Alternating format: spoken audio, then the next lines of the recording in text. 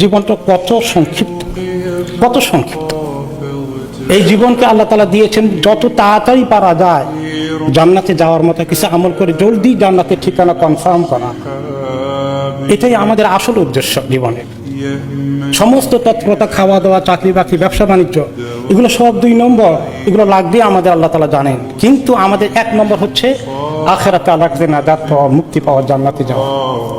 এই জন্য আমাদের সময়গুলোকে কিভাবে আমরা কাজে লাগাবো এবং কিভাবে আখিরাতের জন্য সব সময়, প্রত্যেক দিন, প্রত্যেক রাত আমাকে আমল করে রেডি হতে হবে, এই কথাগুলো আল্লাহ তাআলা আমাদের দৃষ্টি আকর্ষণ করে বলেছেন যে হে ঈমানদারগণ, আল্লাহকে ভয় করো, ভয় করার মতো, খবরদার ভালো মুসলিম না হয়ে তোমার জন্য মৃত্যু না হয়।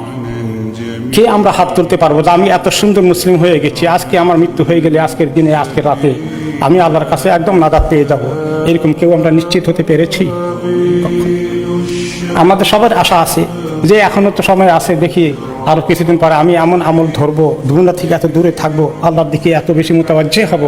এগুলো সব আমাদের পরিকল্পনা ভবিষ্যতের জন্য, আজকের জন্য আমরা সিদ্ধান্ত নিতে পারি না।